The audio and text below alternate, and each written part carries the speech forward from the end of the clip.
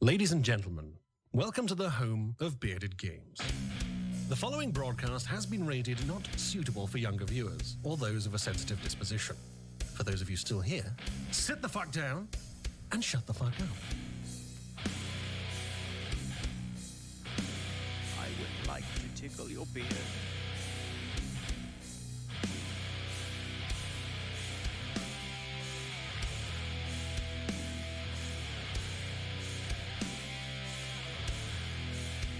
I want to run my hands through it.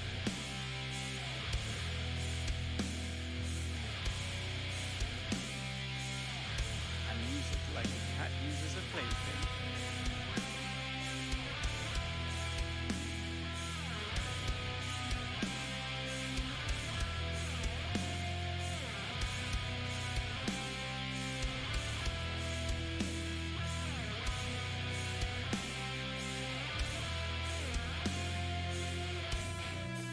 I never knew you were so terrible at this game.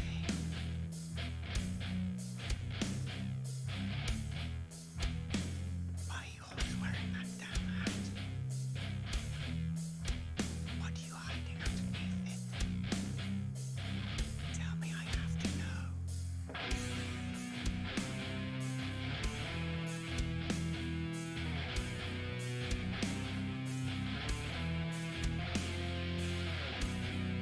I outsourced this to China.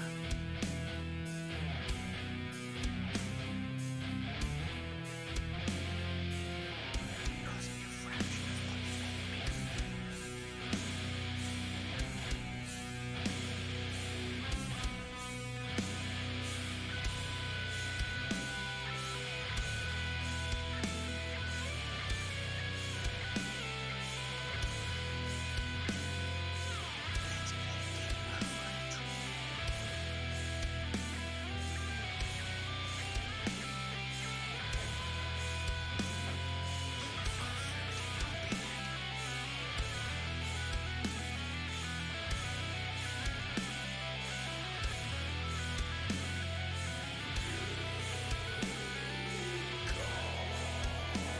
Over It.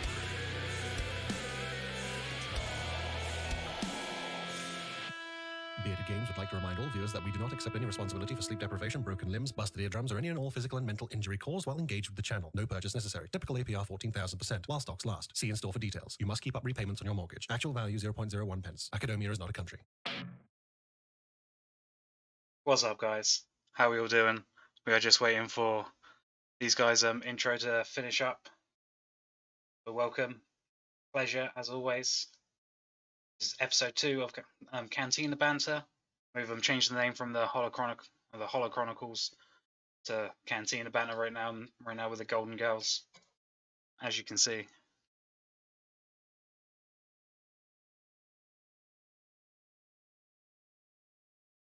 So we're just waiting for the lads to finish their intros, and we're just being joined by JT. Hey, there's JT. What's up? How you doing, buddy? I think we're just waiting for those two to finish up. Alrighty. But it's good to see you. It's a shame to see less of you. You lost the beard. But remember, Fuzzy rug on my face is gone. remember, bros, doesn't matter about the beard on the outside, as long as you got the beard on the inside. Dexter's Laboratory, season 2, episode 1. I'm not sad enough to know that. Hold on one sec. One sec. There we go. Hey, there he is. How There, you we're doing? all here. Oh, yay, I'm great. How are you? Yay. It seems like everybody fucks off. Yeah, as soon as that happened. I have that effect on people, apparently. We It's both all right. do. It's all right, whatever. It's alright. Fuck you guys then. Fuck you. We didn't want to entertain you all. But what's up, everybody? There we go. Our beardless friends returning. Yeah, you look weird. I liked you better when you looked like Nandor. Viking, I always like to say I'm higher than a giraffe's pussy, but I like that you themed it. It's thematic for the evening. Oh, And I don't appreciate grass pussy. that's what Size appreciates about yous. Let's see. What's Star up, everybody? Wars. Welcome. Hey, and there's our illustrious host returning. He's illustrious. Don't tell him I said that. Maddie called you illustrious.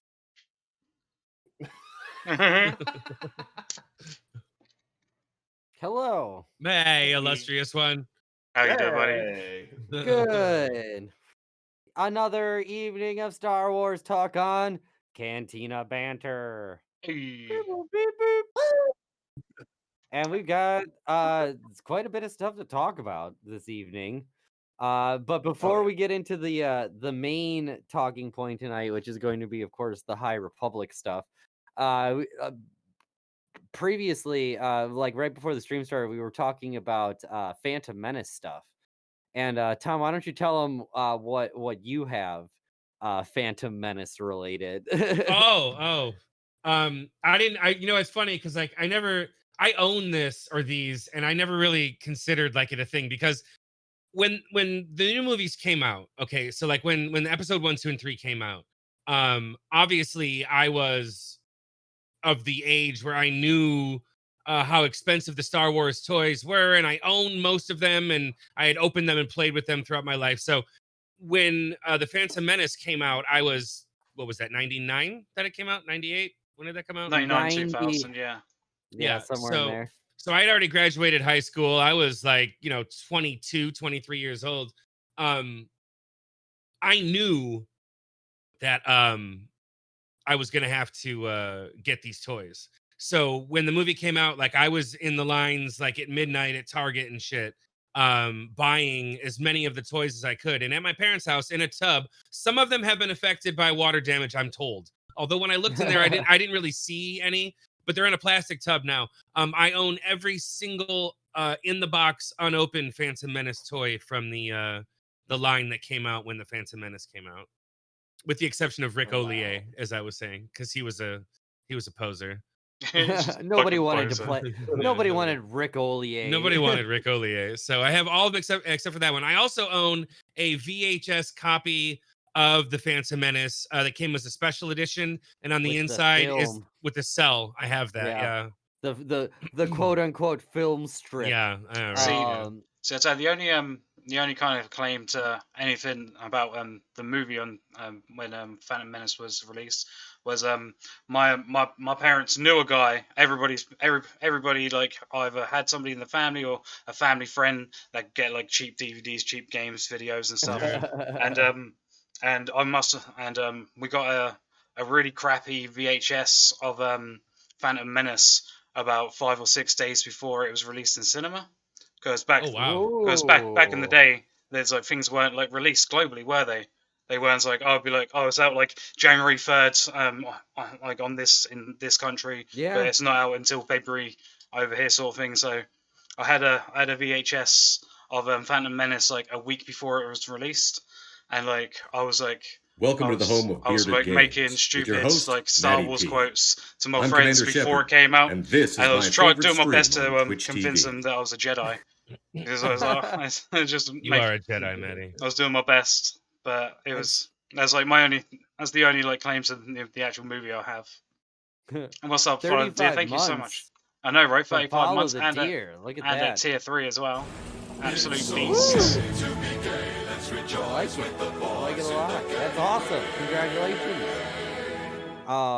So number one, I remember somebody in America stole a full-on film copy of Phantom Menace, and they found it in 2 garbage bags, like in a field on the other side of the theater eventually. But I signed my brother up for like a young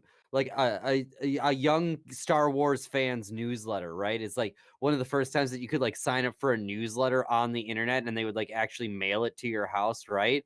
Sure. And so like every couple months my brother would get this like little kids newsletter just like talking about Star Wars stuff and Star Wars toys and stuff like that. You know, nothing really big. but so it is literally we've got 1 day of school left, right? And like my dad has picked up my brother and I, because my brother had school like a little bit later than I did, and we're coming home, and as we're getting to our house, there's a like a FedEx or a UPS man bringing like a massive box back down our stairs, and like we have no idea what this box is, because like I don't know, we hadn't ordered anything, like we weren't expecting anything. We're like, why were they at our why were they at our house, right? Mhm. And it gets even weirder when the package is addressed to my brother, and it's just like what is going on here? And so we thankfully didn't miss him, and we signed for the package and we opened it up, and it says like, "Dear Star Wars, newsletter reader, congratulations, you won the grand prize for signing up for the newsletter. Oh, Here's that shit doesn't fi- happen. God damn it. $500 worth of Phantom Menace toys." So we're talking like most of the main figures, plus like the silver Naboo ship that was like one Wow. of those toys that like you never bought. You could never afford that thing. It was huge. It was massive. Yeah, that thing was What I'm giant. talking about. Yeah. I think my uncle actually has that exact same model that you're talking about too. Probably it's an awesome set. Yep, Dude, that's some bullshit my right uncle there. has a ridiculous Star Wars collection. He's got all kinds of rare figures and ships and everything. The Chrome SR1. Yeah, pretty much. Yeah, the Chrome Blackbird.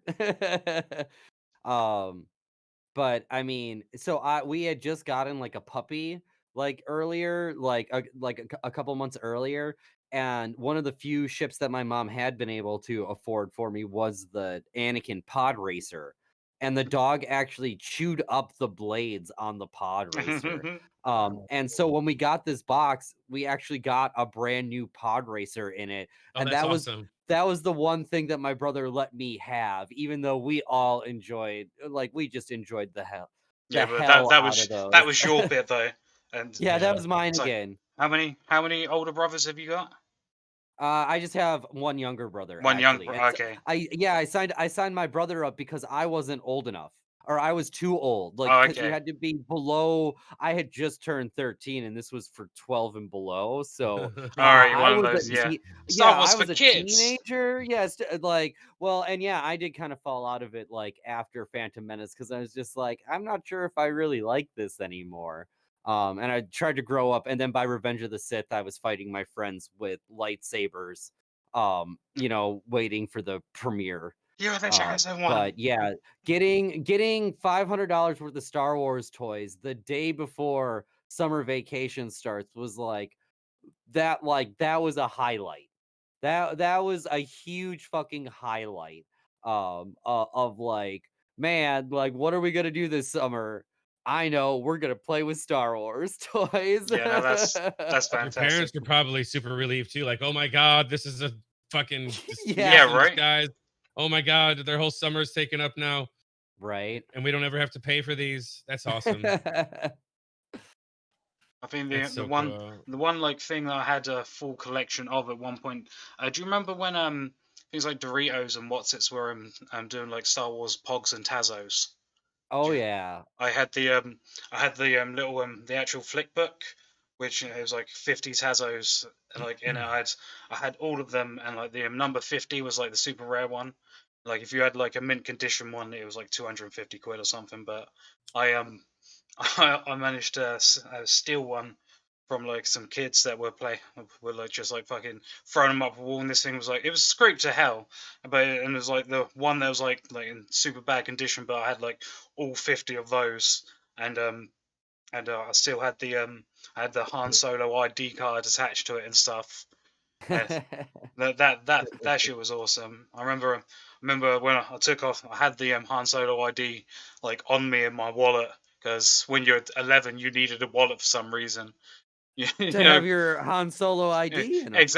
exactly. And I had, and I found out I found out if you had all 50 of those Tazos plus the ID still attached to it, it was worth it could be worth like closer to like $2,000 or something.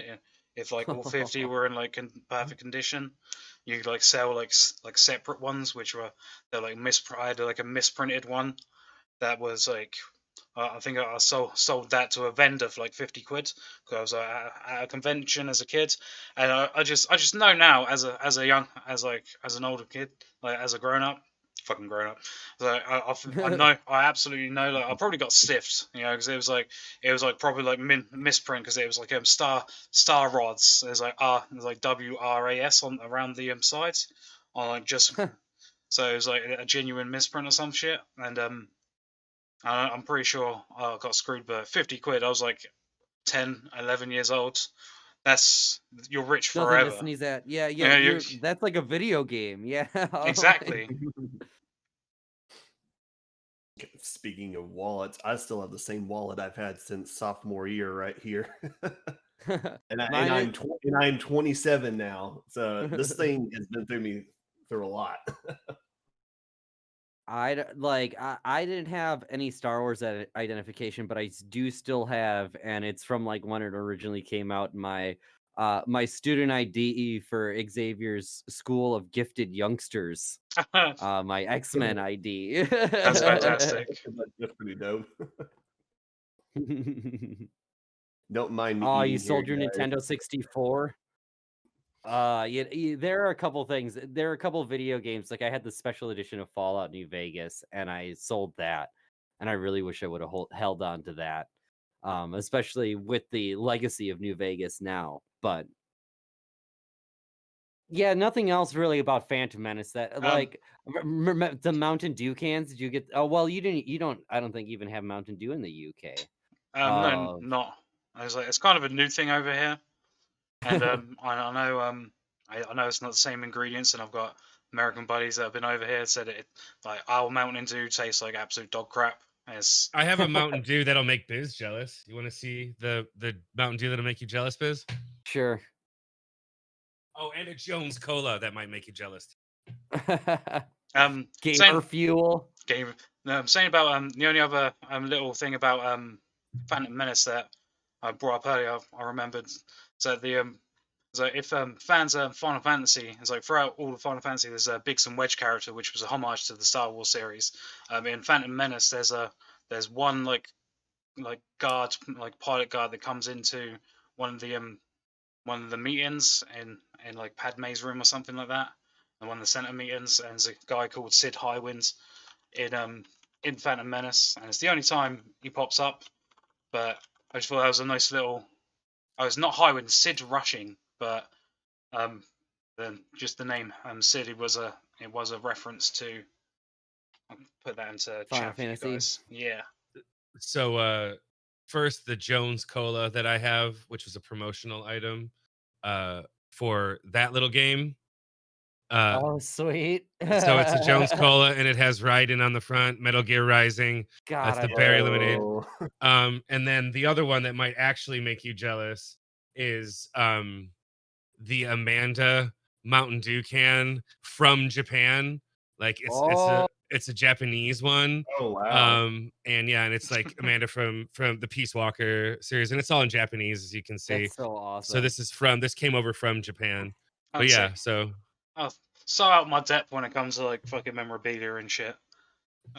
So I've got like a handful of things. Like, oh, I've got a Final Fantasy. I've got a Shinra flag back there somewhere. Got like fuck all. I've got like a Marcus Phoenix cardboard cutout they use at the front of one of the game stores at one point. I had a buddy that worked there. I got a couple of big cardboard cutouts from stores, but other than that, I've got like fuck all game fucking memorabilia. Like so much less than I wish I did. I have a lot, but a lot of it's in these cases that I don't like to open. Right. Yeah.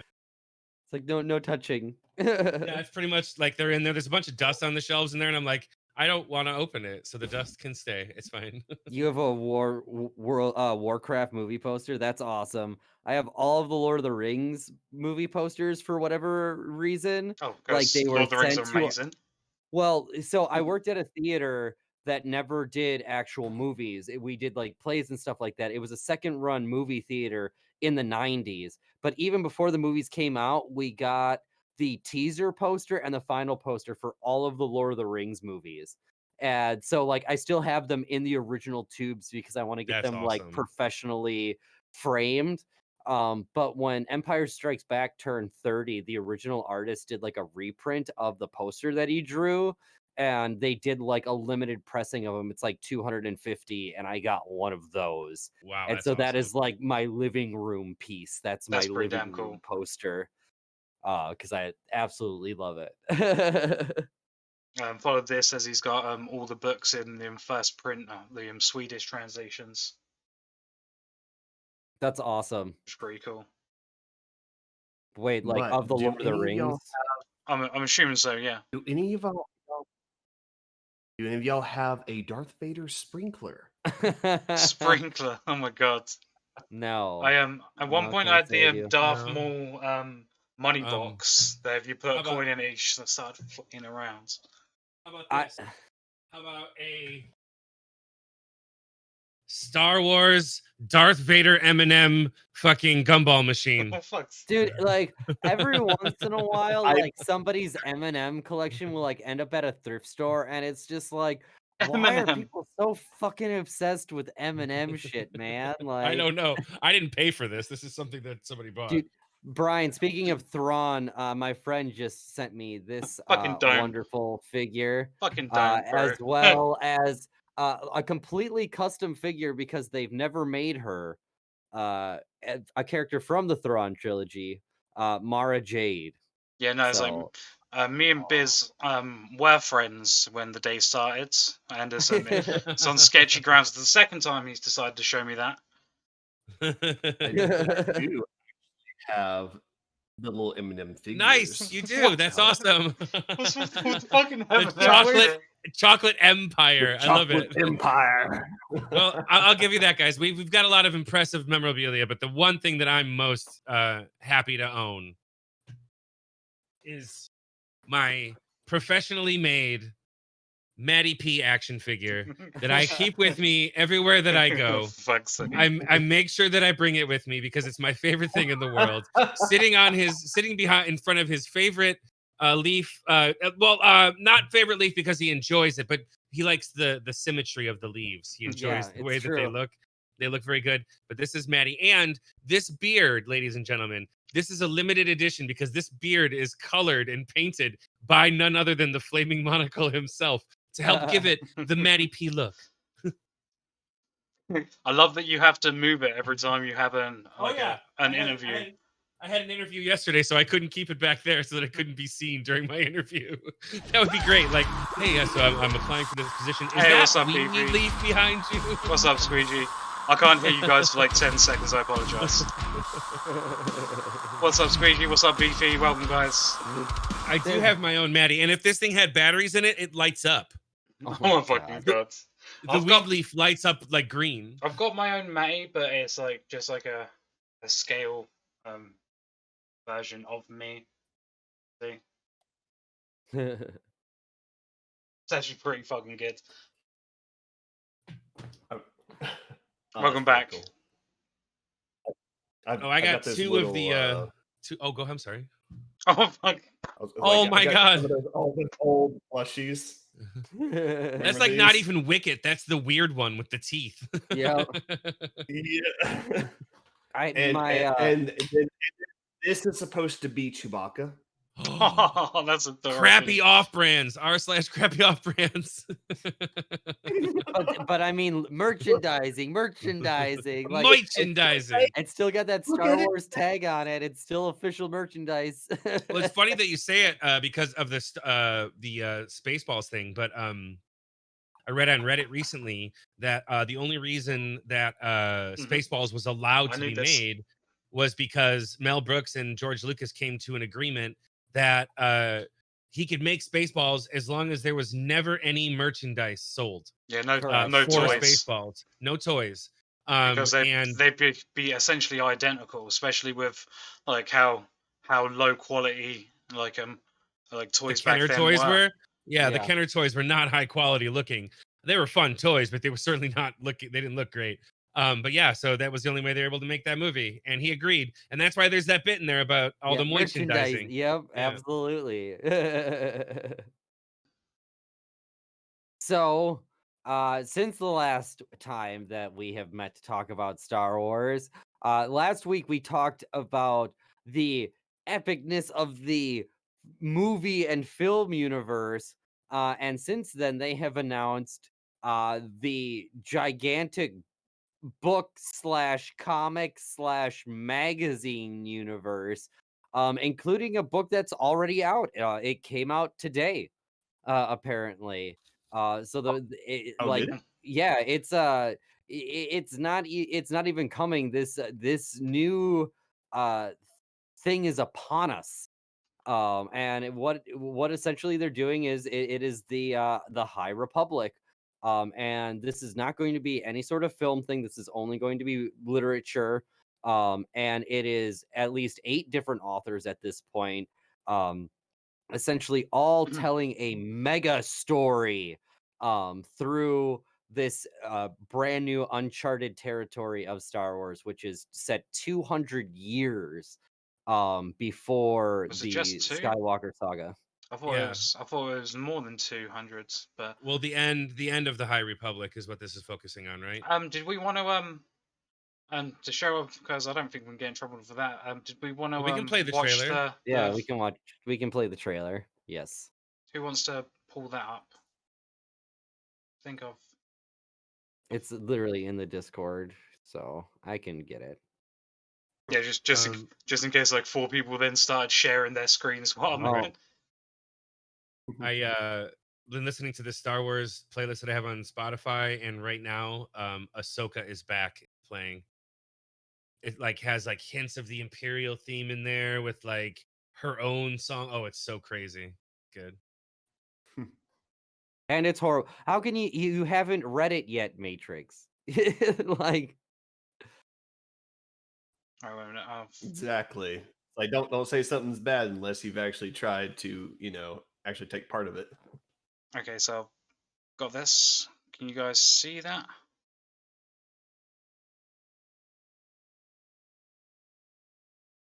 Yes. All right, let me.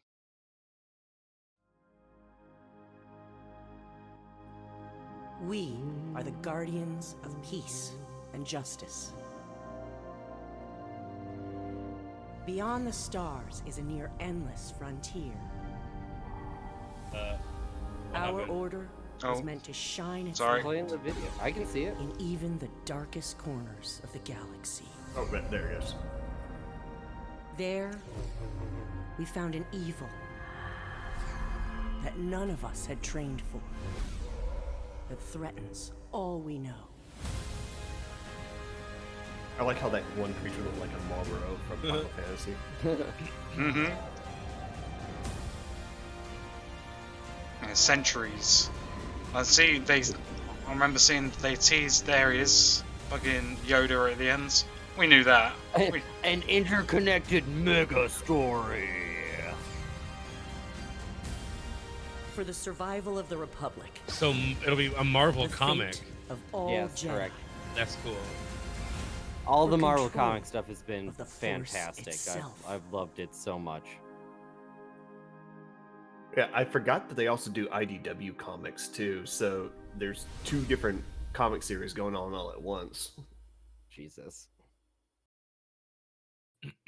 Alright, so Oh. I mean, unfortunately, we don't know much about any of those characters. Like that's just bottom line. Like those characters don't exist in any other universe. So we really Yes. have to imagine that Yoda's gonna like play the largest part.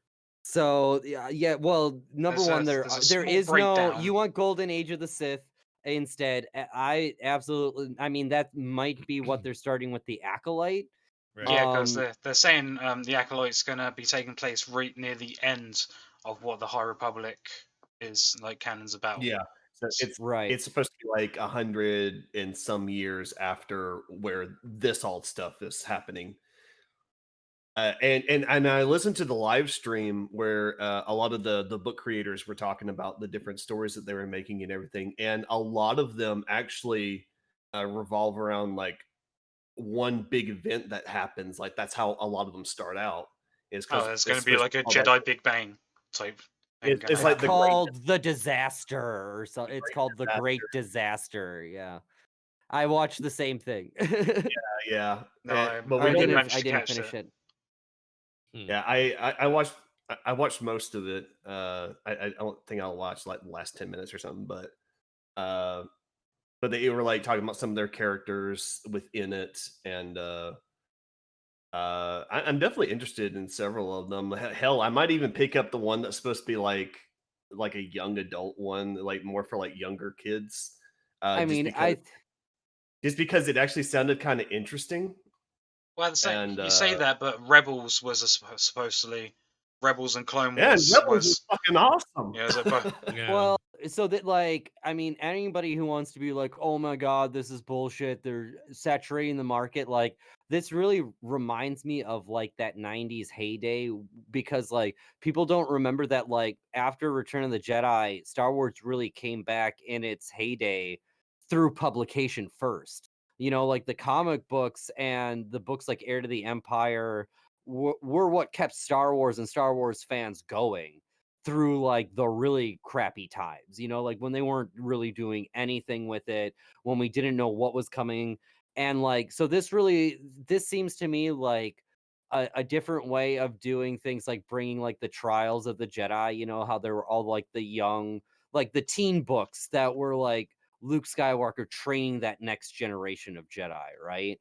You know, Like so the Jedi Academy trilogy. yeah, the Jedi Academy. I couldn't remember what it was actually where called. he trains Yeah. Kip Durin and the Star Crusher, and he flies it into the sun and risks and saves his life, with Han Solo's part of that too. Like Yeah, and the those that twins and yeah, stuff and the like twins. But dude, that. the Yeah. Jedi Academy trilogy actually have like a hardbound copy that has all three of the books in one.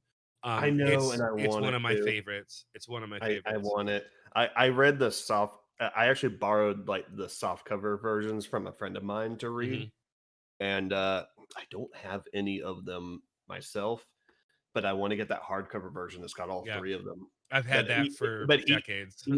Kevin J. Anderson made those, and I think the Dark Saber book, if I remember correctly. So yeah, the Dark Saber didn't exist until no, there was a book called Dark Saber. It was something completely different though. Oh, okay. Yeah, I don't know about that then.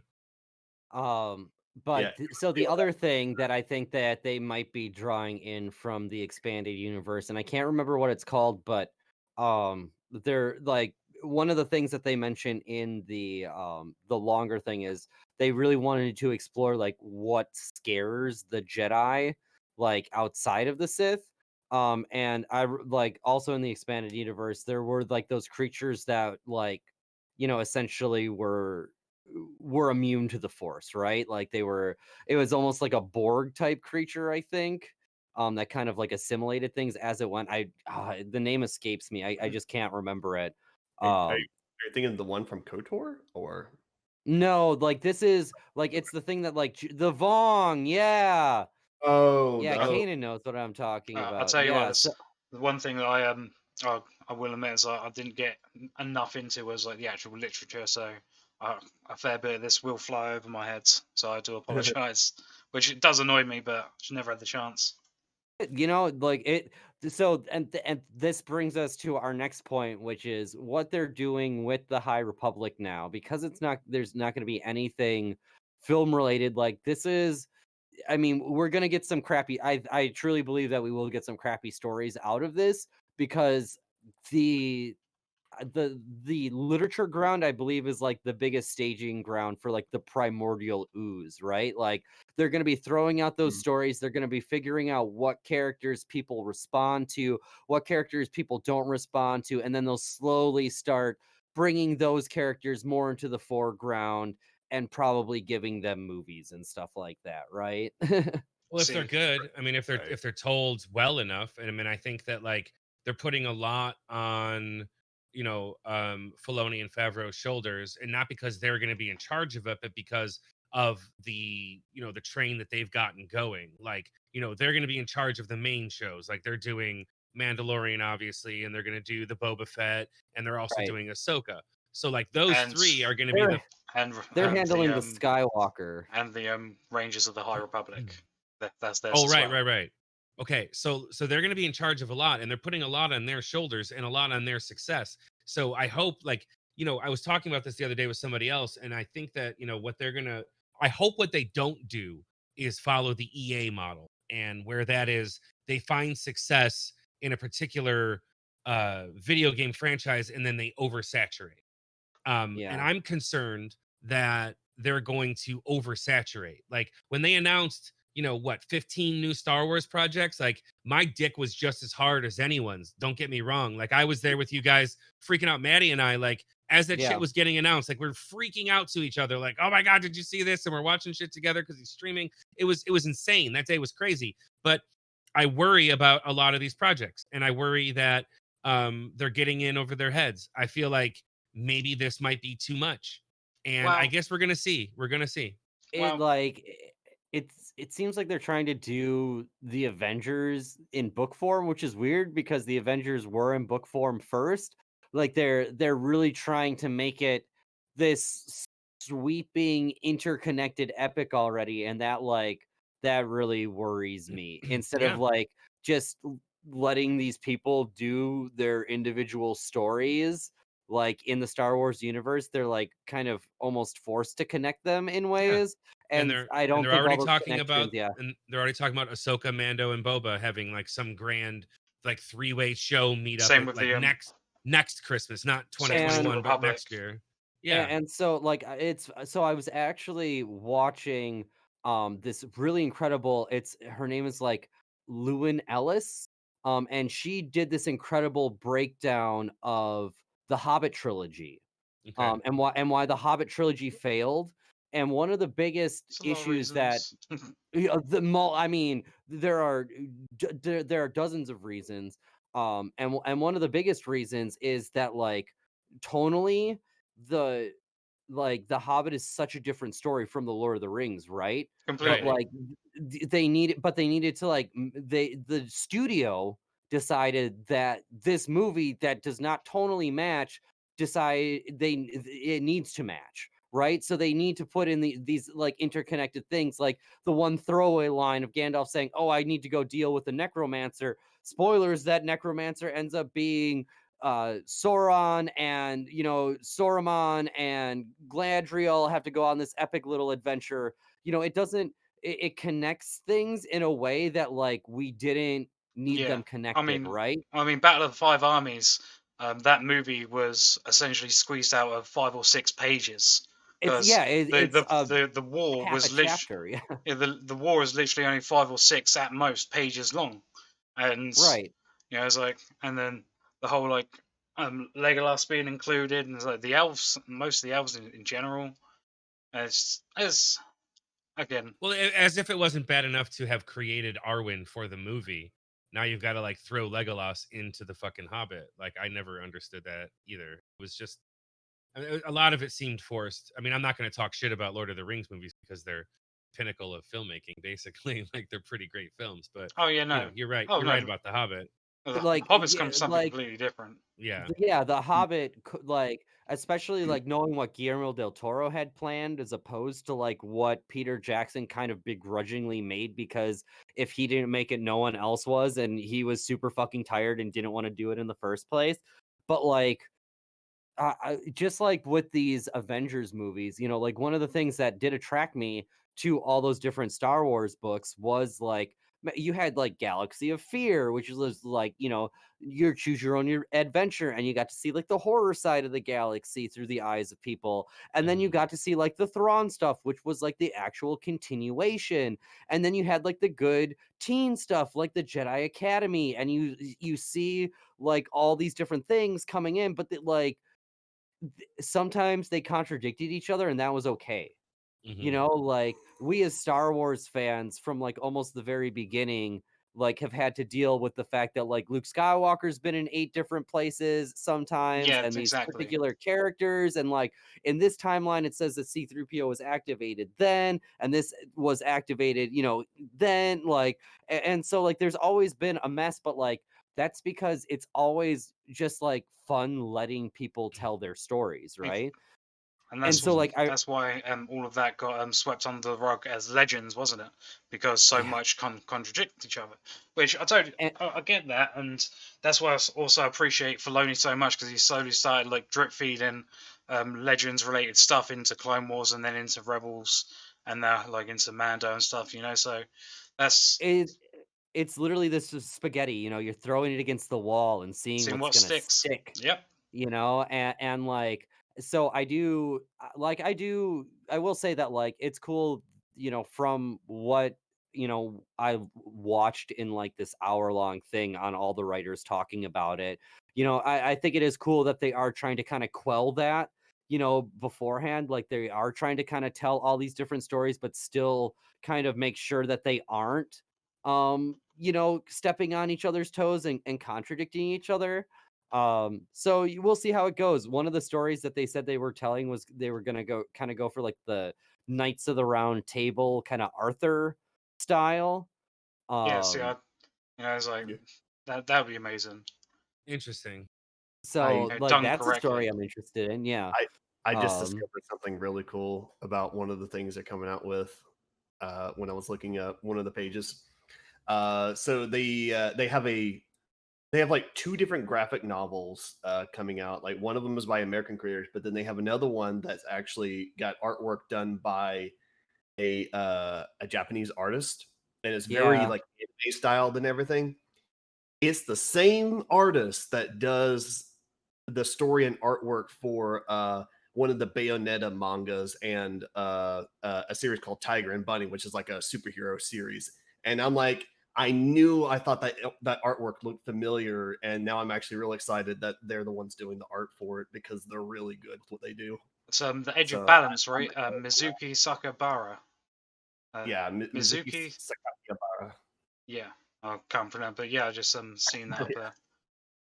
Yeah, I I like the character on here that's got the dual wielding lightsabers. She's got some pretty cool. So, you know, like just like how we saw Kylo Ren bring in, you know, kind of the broadsword-esque lightsaber, we now see the more katana-esque lightsaber, which honestly has been a long fucking time coming. Like seeing a lightsaber that has more of that like katana shape to the hilt is something that I've wanted out of Star Wars for a long time. Well, that's the dark saber, isn't it? Yeah. Well, kind of like, but it's still Yeah.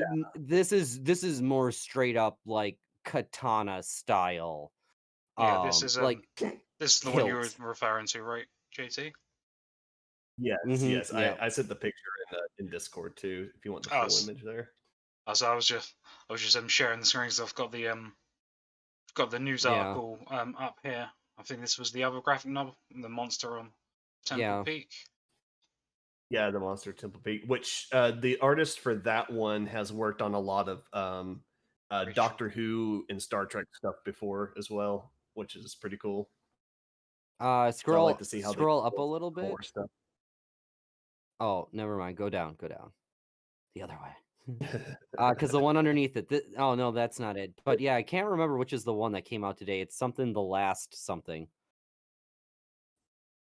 Oh, it's The Light of the Jedi. There we go. So the Oh Light yeah, of the Jedi came that's out going to be their today. this is their phases, and they're going to be they're telling these stories in. It's like Light Quest and Trials of the Jedi. So, part of the first phase in the multi-year project rollout. So I mean, already we're seeing quite a variety. Like we're seeing one that looks like a manga. We're seeing more of your traditional graphic novel. We've got your full-on novel. So we are getting quite a and then like your children's novel, clearly. So interesting stuff.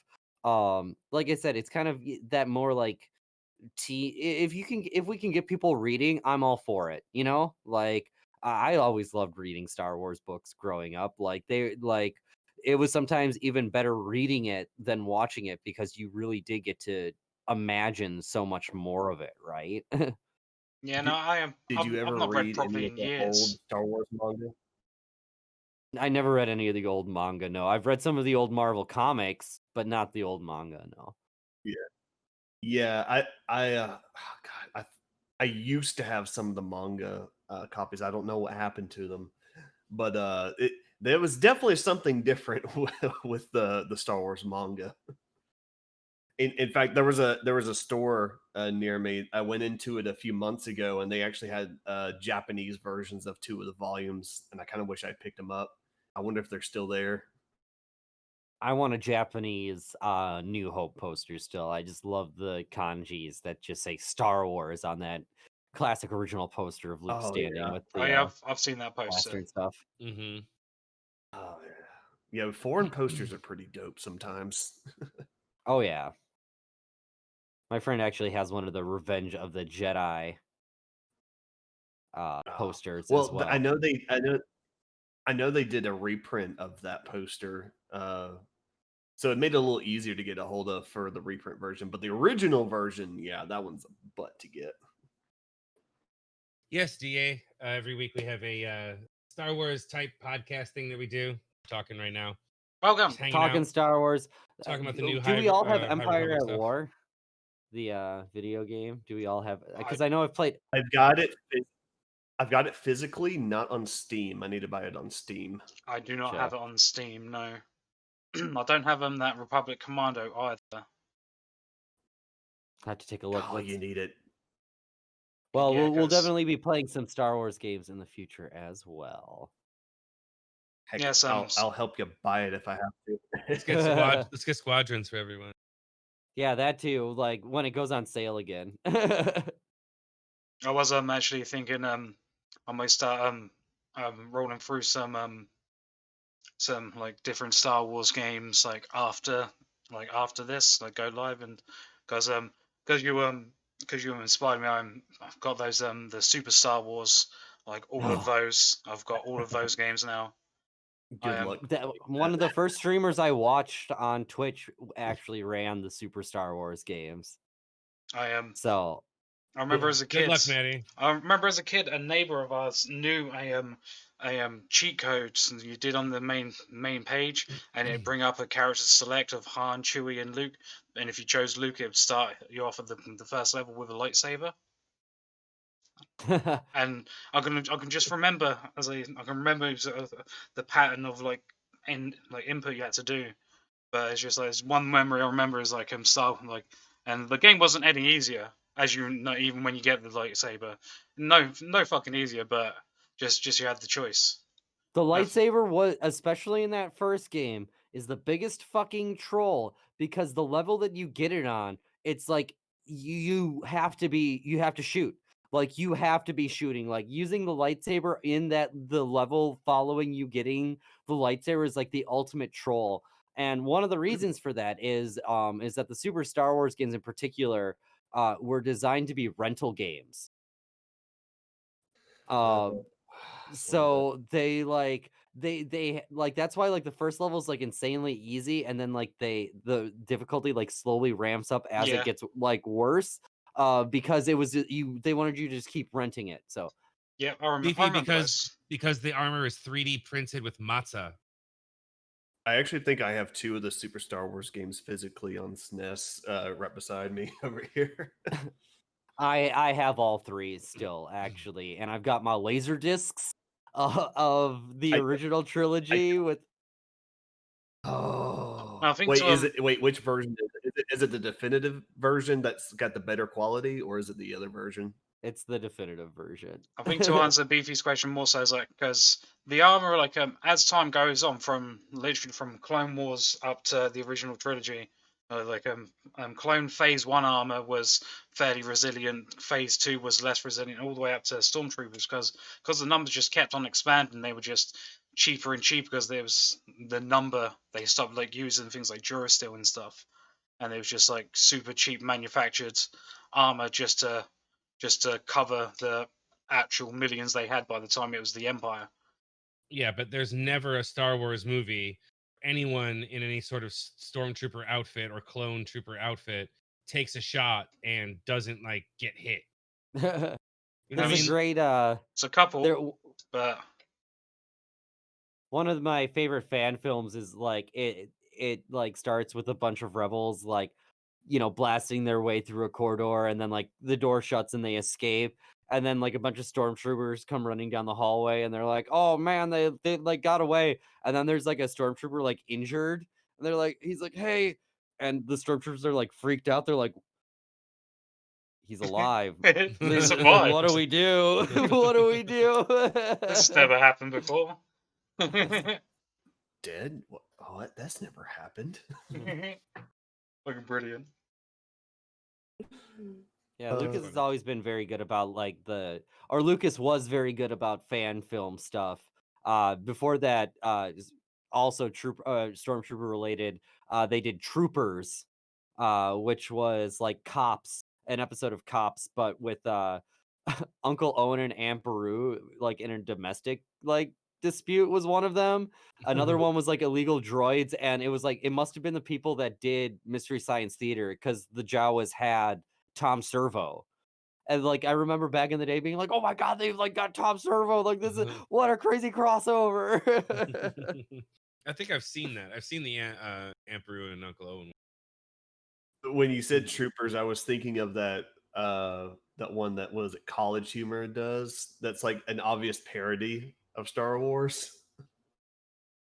I don't think I've seen I the think I've College seen that Humor. one. And it's just like two trooper guys that keep on fucking up in every possible way imaginable. There's after the first season of Mandalorian came out, you know that scene of the two troopers that are like sat on the bikes, like Yeah, so- red versus blue. yeah, instantly the two most hated stormtroopers like of all time. It's like 3 minutes of screen time after punching Grogu. But there's Right, there's a couple of YouTube videos called like Existential Stormtroopers. There's like someone's like kind of dubbed it, like extended the videos, like a 10-minute video of them like going back and forth about how they're cannon fodder and how they are treated. It's like, shoot that can. Watch it. I've got a good shot. What? See, we're supposed to lose. What are we even here? It's just like a full like 10-15 minute video of just like really existential crisis from these troopers. If you've not seen it, it's quite good. My favorite fan video that I've seen is the one where they put the famous Bill Burr rant, why he would never be in a Star Wars movie over like Star the Wars scene in the most recent like Mandalorian. Like it's cut in perfectly. Like it's almost like he's saying it. And then like they have the responses from Cara Dune and from fucking Din. It's pretty fucking funny. Which is the only reason he was ever like in the Mando in the first place, is because of that rant.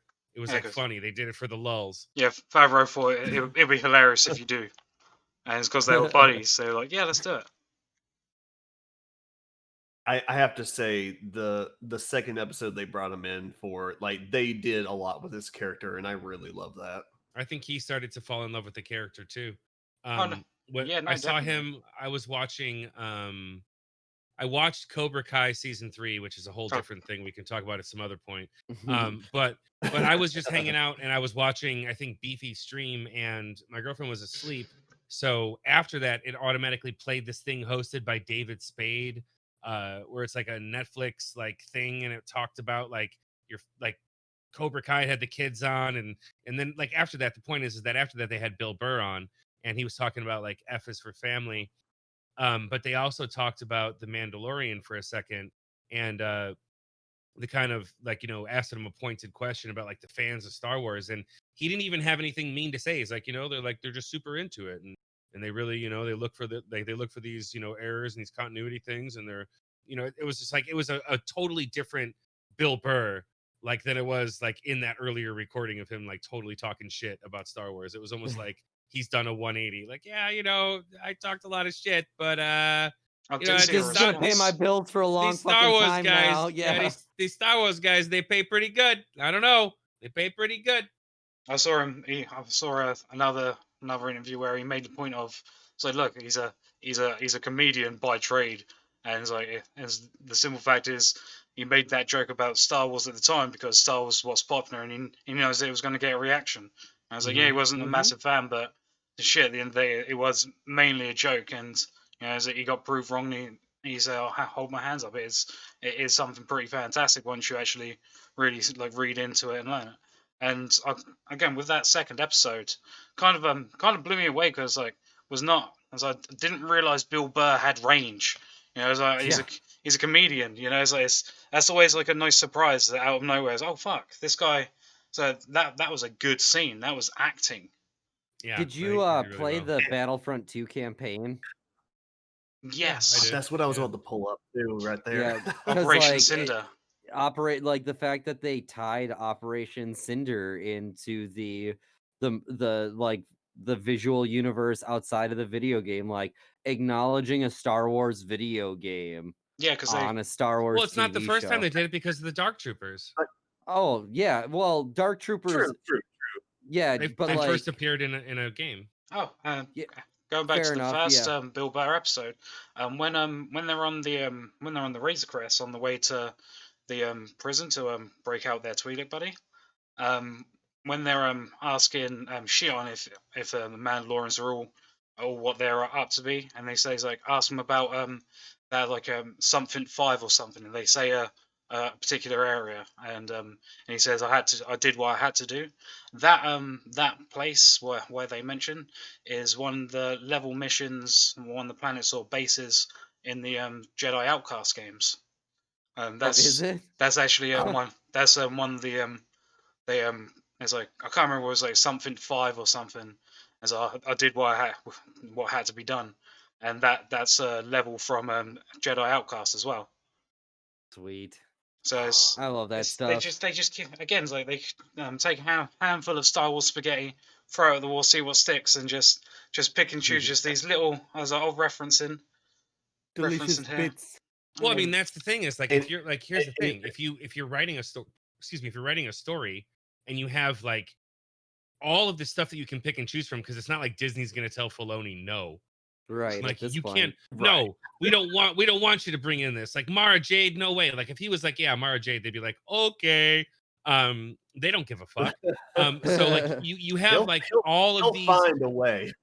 Here's the thing: is that like he's a master and he's a genius, and I'm never going to take that away from him. But like he could phone it in if he wanted to, and we would all still be drooling. Like like all he'd have to do is like just make like a couple of video game references over the season, bring back some retcon somebody's death, and like splooge on some old fan thing that nobody's thought about since the 80s. Season done. But I mean, he'd never do that. Show us a Force ghost. Right? Yeah. Just like, sure. oh look, Qui-Gon. No, it's Qui-Gon. Done. Out of nowhere, Liam Neeson did a 30-second thing. Yeah. In the last episode as his Force ghost, by the way. Well, and Liam Neeson, as you well know, voiced Qui-Gon in the Clone Wars. Yeah. In the cartoon, yeah. So I'm sure he'd be up for doing it. Yeah, no, he's always expressed how much he'd be happy to come back for that as well. So, dude, think about what's going to happen with the Kenobi show, like the Obi-Wan show. I don't want to, man. Go into this fever dream. If you think for 1 second that Liam Neeson's not going to come back and make at least an appearance once, if not just voice. Oh, dude. If not just like voice or like in a Force ghost. How could he not? Yeah, he'll be blue and glowy. But how could he not? Blue and glowy Qui-Gon. Of course, sure. Oh, like, man. or like, let's double down on our shitty de-aging technology and like let's go back and like actually get like a flashback moment of Qui-Gon training Obi-Wan. The way we're gonna get Anakin and Obi-Wan scenes probably out dude, that'd be great. The show. Like let's go back even further and see his master and a lesson that he learned from his master, and not necessarily just the interactions between Anakin and Obi-Wan. But so Obi-Wan and Qui-Gon as well. Like, so you can see like the three, like the idea advancing 3 times. That'd be fantastic. Just go into a fever dream of like fan service, and like it's like after what season 2 of Mando like delivered, it's like, at this point you can like anything is literally possible. If you're looking at everything that they like mentioned, brought up, brought back, like retconned, recreated in that scene, so at this point, it's like everything is on the table. It's like there's at this point there's very few things short of like these like over the top. So I know a lot of people were like they should let them retcon the sequel trilogy, but no, they're doing what Favreau and Filoni's doing what they did for the sequel trilogies, and they like made the sequel trilogies like worth Good. it and good and Yeah. and like understandable through Clone Wars. Yeah, so I was like, let them do that. Yeah. Imagine What I was going to mention go earlier ahead.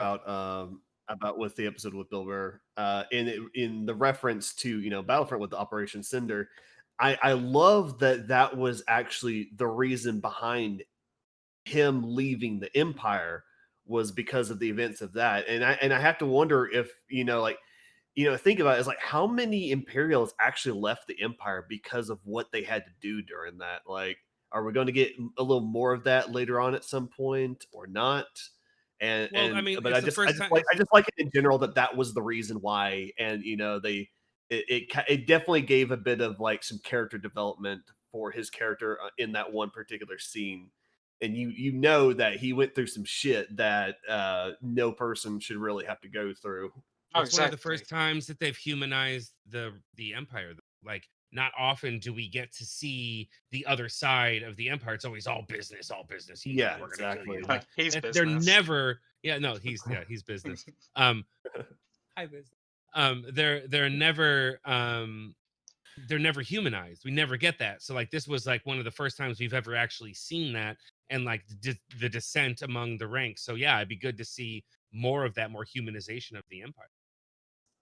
I actually really wish they would do like a little series or something where I mean, I know they've done comics for this and all that, but I want like an actual like a TV series or something like that actually follows through with people within the Empire, and give it kind of more that humanization that you're talking about, and kind of flesh out things within an organization. They're not just all business stuff and that's it. Well, I mean, it's tough to do because we all know how things turn out, which is why I'm hoping that the Acolyte show kind of gives us that other side, because they have to choose a timeline where we don't know the outcome, or they'll have to do like a Rogue One style story for the Empire, which would work, and I'd watch it. Oh yeah, no. But So they'd have to I be want to real see. careful. So I want to see like the heroes of the empires and like side. So Sure. I want to see it flipped that on that side as well. You know what I would like? I would love a story that, like, for most of it, we think that we're like on the rebel side. Like, we think that the characters are all like all we know is these characters were sent on an undercover mission, Sure. and it seems like it like from our point of view, like it's the absolutely right thing to do. And then when like by the end of it, it turns out that this is the Empire carrying out this mission, and these characters that we've rooted for this whole time, like, have now Aren't the bad succeeded. guys? Have Yeah. succeeded in the mission that is actually going to, like, get them the crystals to actually get the Death Star operational or something like that. Right. Yeah, the anti-Rogue One, like you were saying, Mhm. like that story on the other side, but like we're rooting for them the whole time, and then it's like, oh shit, like the Since Empire did. it's not until Like, you this see is like the that Empire, last like, scene. Yeah. like Yeah. that humanizing side, like you were talking about in that scene, of finding a way to humanize these characters, right? Mhm. To make it seem like, oh yeah, maybe some of these people really weren't aware of the gravity of the situation until they were in situations like Cinder, where they were like, well, fuck, like, Right. we don't know, like, we had no idea the extent of how far they would go, even Well, though, I I mean, think at this point they've blown up a fucking planet. I think it would be You know, a good story, like if they showed like if somebody wrote a story about a couple of engineers on the Death Star who were the ones who got the plans out of have the Kevin Death Smith Star. do it. Yeah. Sure, like who got the Mhm. plans out of the Death Star, or if they if they change a story where it's like The reason that the reactor core actually blew up when Luke shot it was because at that exact moment, these characters that we've been following this whole story opened up the fucking aft shaft and allowed the missiles to come in, sacrificing themselves, blowing up the Death Star because they saw what it did to Alderaan, and they were not cool with that. Oh Yeah, yeah, see that? there Like- we go. It's like That No, close, that'd be a cool, cool close the story, blast right? doors, refusing to close them. Or So yeah, deal. or like they do something that allows Luke's missiles to actually like destroy the power core because they know that we are the baddies, basically. Like they were working for an Aren't we the ideal. baddies? They were working for an ideal. Everything was on the up and up because the Grand Empire, they hadn't done anything like too outwardly evil. And then they saw this, this machine that they were working on and had spent their entire lives dedicating everything to blow up an entire planet of innocent people. It was too much for them. So then at the very end of the movie, their play is that they have to, they're fighting through because it's discovered that they're the bad, like, that they're turncoats at the end. They have to fight through all of their friends, and at the very end, there's like some big fight, and they finally make it to the fucking aft doors or whatever, or the hatch doors, and open them up right in time for Luke's missiles to get in. They fry, Death Star blows up, and they're the heroes of the story. I would watch the shit out of that. Oh no, totally. So because to be fair, 90% of the What's up, of the Cheese? Empire, 90% of the Empire are just there for a job to support a family. It's only like that, like 5-10% that actually see like the absolute oppression. It's like most of them are just like 9-to-5ers. So yeah. that sort of shit is. It's like I'd love to be able to see that side of it, definitely.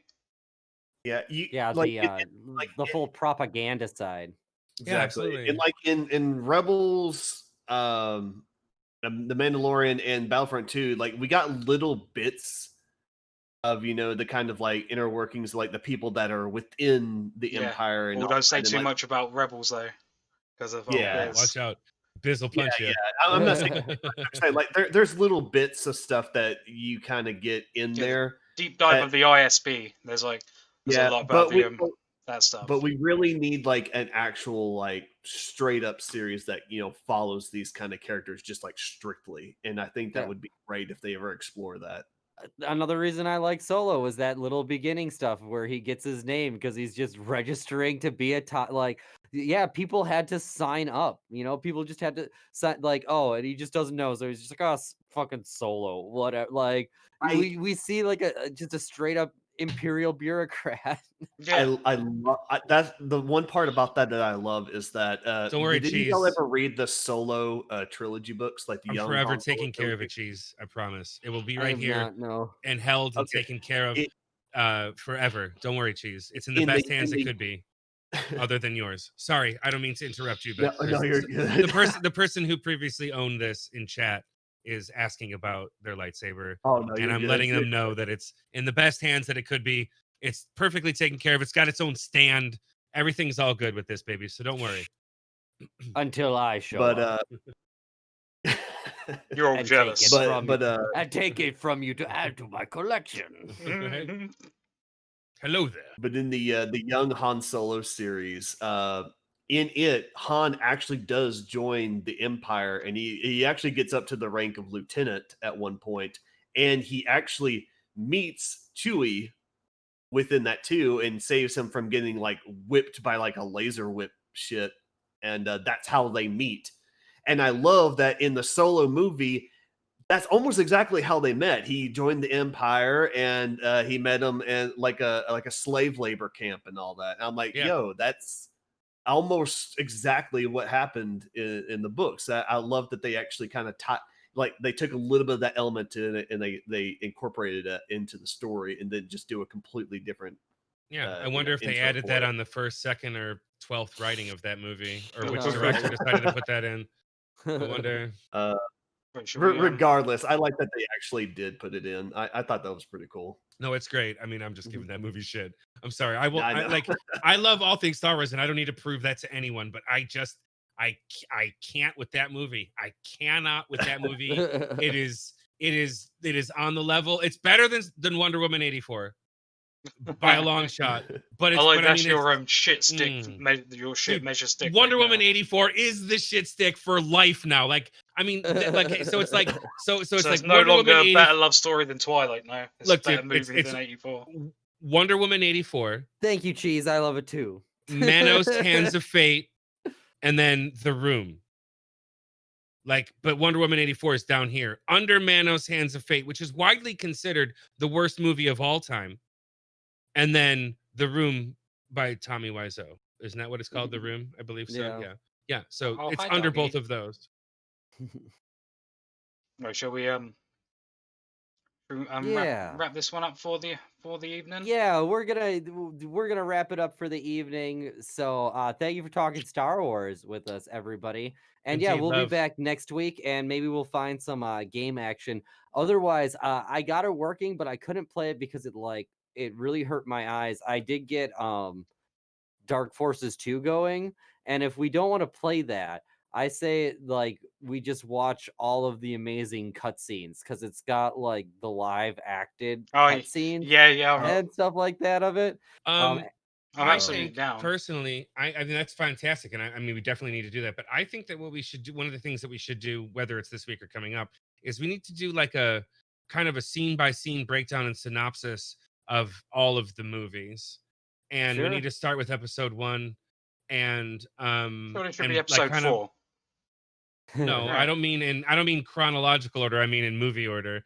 I feel like we sit down and we go through like scene by scene and how like each of these things impacts later things and little things that we know about the scenes and the memes that we've seen and I mean we can really stretch that out and like talk about Sure. each movie for a long time. We could make an episode a movie easily if we really wanted to. Oh yeah.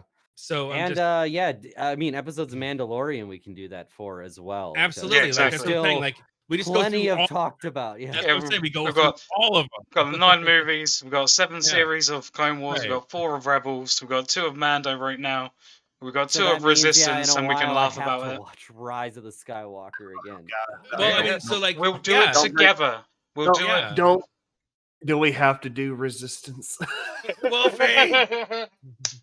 Okay. Not wrong, Wolfie. The TPS reports was hysterical. Sorry. My opinion on Resistance. First season was mostly trash, aside from a few episodes. Second season, they did a hell of a lot better, and I wish they kept the whole entirety had been as good as that. It didn't even have like a real proper ending. Honestly, it just kind of was like. I think they intended on stretching it, and yeah. And it just kind of canceled because it wasn't doing too well. I'm like, because your first season was trash. Yeah, I am. So considering I give a lot of things their due, and I could only get like 5 or 6 episodes into that, and it was just like, fine. It was just, I know, like, straight up, like second season is much more tolerable, mostly because we don't see too much Resistance. Resistance.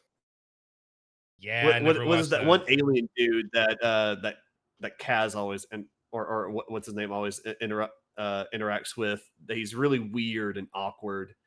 We don't get as much of him on the screen. We don't get as much of him on the screen in season 2, and I think that makes the season a lot better. I know, because Donald Faison, he's more the character. He's more annoying than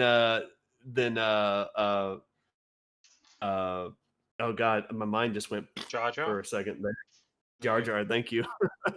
He's far more annoying than Jar Jar, honestly. Jar Jar Sith. Jar Jar Secrets, Sith Lord. If George didn't back out, Dooku would have been replaced with Jar Jar. But all right, y'all. Yep, we will talk to you later, and Love you. We'll talk some more Star Wars soon. So indeed. Yay! Thank you for joining us again. Bye. See you guys soon. Bye. Have a good one, guys.